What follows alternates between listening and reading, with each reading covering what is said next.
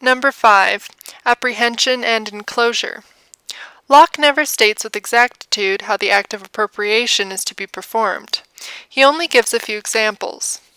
They indicate, however, when it seems natural to him to say that an object has been appropriated by somebody. Appropriation in Locke's sense is definitely not to be identified with occupation in current natural law doctrine. Occupation could only take place with regard to things that belong to nobody, except when people had made an agreement that common things might be occupied by individuals. But Locke had to show how things could be made one's own without preceding agreement. In the case of movables, Locke obviously thought that appropriation could be achieved by apprehending an object for one's use. He works with the vague notion of taking possession of something.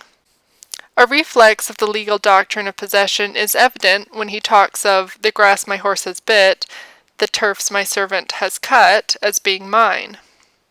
The taking of possession through an intermediary, like a servant, is a well-known proposition of law. Physical apprehension was not always necessary.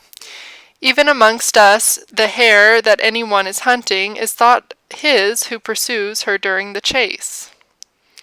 Locke adopts the opinion of the country gentleman of his time. Other examples are drawing water from a common fountain, and catching fish in the ocean, that great and still remaining common of mankind. Locke appeals to the reader. Can anyone deny that the water in the pitcher becomes his who has drawn it, and the fish his who has caught it? The argument is throughout of this kind. It consists in referring to certain common and natural, but not strictly legal, ways of looking at things and speaking about acquisition. The prototype of such reasoning is Cicero's saying that the theater is common to all, but a seat belongs to him who has occupied it. Having thus explained the appropriation of movables, Locke turns his attention to the chief matter of property, which is the earth itself as that which takes in and carries with it all the rest. It is plain he thinks that property, equaling the right of ownership, in land is acquired in the same manner as property in movable things. This means that a piece of land becomes a man's own when he cultivates it. He then lays out something upon it that was his own, his labor. He thereby annexed it to something that was his property, which another had no title to, nor could without injury take from him. The basic idea is the same as with regard to movables. One infuses something of oneself into the land by cultivating it. Thereby it is removed out of the state of nature and joined to the personality of the cultivator. To deprive him of it is an injury. In this connection, the word labor seems to have its usual connotation.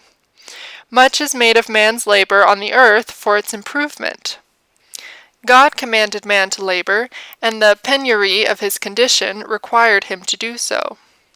Therefore, both God and his reason commanded him to subdue the earth, i.e., improve it for the benefit of life. This makes it quite obvious that the land, in the state of nature, becomes the property of him who lays out his labor on it by cultivating it. God, by commanding to subdue, gave authority so far to appropriate. But Locke has another idea, too, of how land was appropriated. There must be a limit to the appropriation made by one man through his work. On this question, Locke says, "As much land as a man tills, plants, improves, cultivates, and can use the product of, so much is his property. He by his labor does, as it were, enclose it from the common." Here the work on the land is represented as an accomplishing enclosure. In the same paragraph, appropriating is expressly equated to enclosing. He cannot appropriate, he cannot enclose. The identification of enclosing and appropriating recurs in Treatise 2:35, enclose or appropriate. The wild Indian knows no enclosure, that is, no private property rights to land. On the measures governing the possession of land, it is said, Whatsoever he tilled and reaped, laid up and made use of, before it spoiled, that was his peculiar right. Whatsoever he enclosed and could feed and make use of, the cattle and product, were also his. In the inland parts of America, where there could be no hope of commerce with other parts of the world, the land would not be worth the enclosing. As Laslet points out, Locke is using the language of agrarian enclosure in England. The lords of manors, profiting from a dubious rule of the common law, appropriated parts of the manorial waste, or common, by enclosing it for their own benefit. This method of acquiring private rights of property in common lands, Locke transplanted to an early age. Doing so is a typical example of his way of using familiar ideas and customs to substantiate his contention that private rights of property could be acquired in the state of nature without preceding agreement. The underlying meaning must have been that a man annexed a piece of land to his personality by enclosing it. Number 6. Avoiding injury.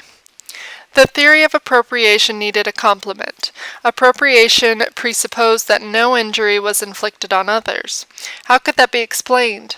If all things on earth were common, taking something for one's own use would seem to imply an injury to all fellow men. The answer is very simple. No injury is committed when there is enough left for others. Considering the plenty of natural provisions there was a long time in the world, and the few spenders, there could then be little room for quarrels or contentions about property. No man can consume more than a small part, so that it was impossible for any man to entrench upon the right of another. That measure did confine every man's possession to a very moderate proportion, and such as he might appropriate to himself without injury to anybody in the first ages of the world. This sphere of mine could be extended so as to include both land and movables as long as other people could do the same without colliding. Number 7. Enlarging property. So far, Locke has explained how men could appropriate the fruits of the earth, animals, and the soil itself in the state of nature. He referred to the first few centuries of the world, when there was still a plentiful supply of everything man needed, including some parts of the world, such as America, where the situation was still the same. But the explanation was patently not capable of justifying the actual distribution of property in a densely populated country like England. Undoubtedly, it was Locke's intention to show that this distribution of property was not contrary to the law of nature. Locke, of course, did not contend that the titles of English landowners could be traced back to the original enclosure in the state of nature. He reasoned in the abstract on how property in material things could be justly enlarged beyond the narrow limits set by the requirement that enough should be left for others. The argument proceeded in 3 steps. First, he put another limit on appropriation besides the requirement that enough should be left for others. This was that one must not appropriate more than was needed for one's own use. Nothing was made by God for man to spoil or destroy. To let something spoil was to offend against the common law of nature, and the culprit was liable to be punished. Somewhat illogically, Locke adds that he invaded his neighbor's share, for he had no right farther than his use called for any of them, fruits and venison. The neighbor's share was not necessarily invaded because a man collected more fruits than he could consume. There might be enough left for others to collect as much as they could make use of. Secondly, the limitation by usefulness became in fact the means for Locke to extend the possibility of acquiring goods. For later on, Locke gave a wide meaning to making use of. It was not restricted to personal consumption, including needs of the family, we must suppose. A man could use things by bartering them away for other things before they spoiled. He that gathered 100 bushels of acorns or apples had thereby a property in them. They were his goods as soon as gathered. He was only to look that he used them before they spoiled, else he took more than his share and robbed others. The same illogicality. And indeed it was a foolish thing, as well as dishonest, to hoard up more than he could make use of. If he gave away a part to anybody else, so that it perished not uselessly in his possession, these he also made use of. And if he also bartered away plums that would have rotted in a week, for nuts that would last good for his eating a whole year, he did no injury. He wasted not the common stock, destroyed no part of the portion of goods that belonged to others, so long as nothing perished uselessly in his hands. A man could only have gathered and hoarded very limited amounts of acorns or fruits or grains, etc., but he could exchange such goods for durable things that could be preserved indefinitely without inconvenience. Locke continues by saying, again, if he would give his nuts for a piece of metal, pleased with its color, or exchange his sheep for shells, or wool for a sparkling pebble or diamond, and keep those by him all his life, he invaded not the right of others. He might heap up as much of these durable things as he pleased, the exceeding of the bounds of his just property, not lying in the largeness of his possession, but in the perishing of anything uselessly in it. The third step in the argument is that men have made the inequality of possessions practicable by introducing the institution of money. Locke held the metallistic theory of money. He identified a monetary unit as the pound sterling with a quantity of precious metal, gold or silver. Money is a lasting thing that can be kept without spoiling, he says. The tacit agreement of men has put a value on it. By mutual consent, men take it in exchange for the truly useful but perishable supports of life. Thus, the invention of money gave men the opportunity to continue and enlarge their possessions. No limits were set to this. Gold and silver may be hoarded without injury to anyone, those metals not spoiling or decaying in the hands of the possessor. Therefore, a man might acquire more land than he can use himself, for he can sell the surplus of its produce for money that he might keep without inflicting injury on anybody else. Number 8. Compact theory revived. Locke says that men have agreed to disproportionate and unequal possession of the earth by the introduction of money because money has its value only from the consent of men. This inequality of private possessions men have made practicable irrespective of the formation of society, out of the bonds of societe, and without compact. It has been achieved only by putting a value on gold and silver, and tacitly agreeing in the use of money. Locke persists in rejecting the compact theory concerning the origin of property because he negates the existence of a direct agreement as to the division of the earth. But indirectly, an agreement is nevertheless taken to be the basis of the actual distribution of property, namely the agreement to use money. The inequality of possessions is expressly grounded on that agreement. Moreover, in society, the property of private men has been regulated by laws. But the laws derive their binding force from the social compact. Indirectly, therefore, the distribution of property is based on agreement. In this sense, the compact theory is ultimately revived.